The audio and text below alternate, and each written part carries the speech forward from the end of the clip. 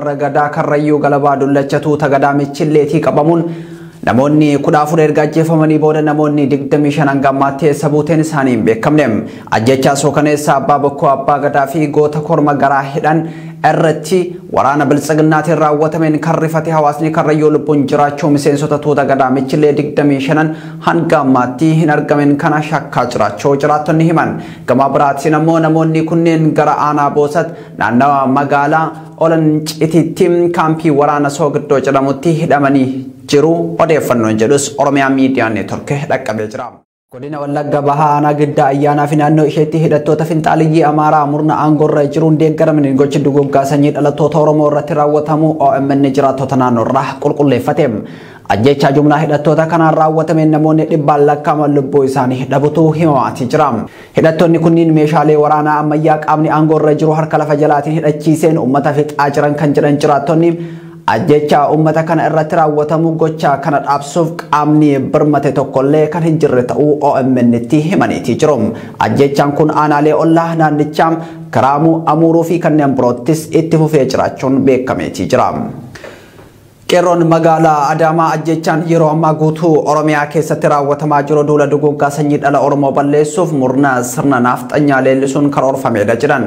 Duulli duguggaa sanyii guyyootaan dura Oromoota karrayyuu sirna gadaa karrayyuu irratti raawwatame hedduu kan nama gaddisiisuudhas jedhan.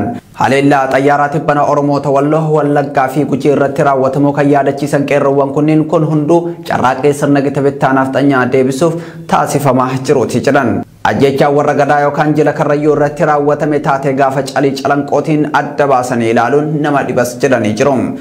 Gochaan waraanni Abiyyi Ahmad Alii raawwachaa jiru kun piroojeektii Minilik eegalee galmaan gahuuf akka ta'e uummanni Oromoo hubatee tokkummaan ka'ee falmachuu akka qabus dhaamaniitii jiru. Barreessaa Hinseedee Mukaariyaati kan mootummaatiin erga ukkaanfamanii bakki buuteen isaanii dhabamuu maatiin Oromiyaa Miidiyaa Neetworkitti himan.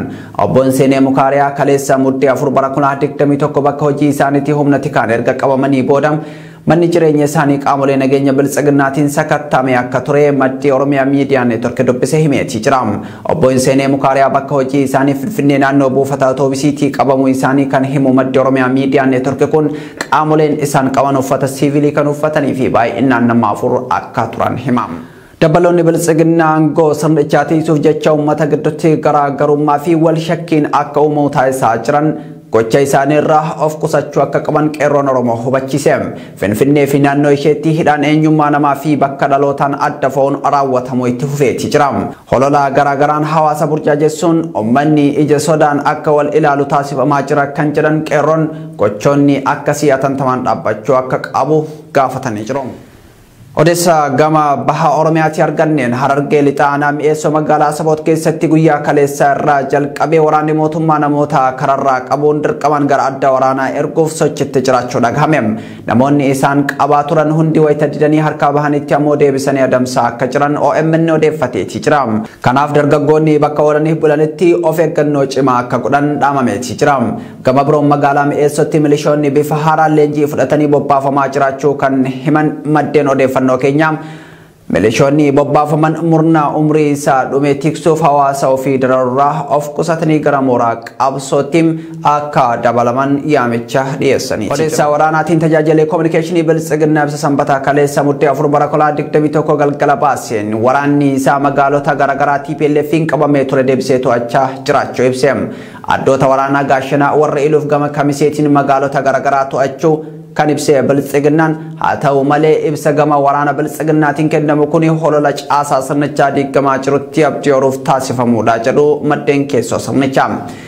Gama humnoota Tigraayin jijjiiramni bobbaa waraanaa taasifamu ajajaan waraana Tigraay Jeneraal Taaddasee Warradee ibsa kennuun isaanii ni yaadatama. Jijjiiraan bobbaa waraanaa taasifame murna aangorra jiru yeroo gabaabatti buqqisuu kan kaayeffatedha.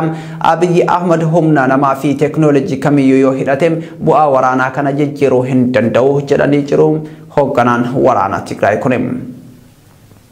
Tole kabajamtoota daawwattoota oduun ijoo ammaaf qabanne kana fakkaata bal'inna isaa oduu keenya idilee keessatti argattu horaa bulaa.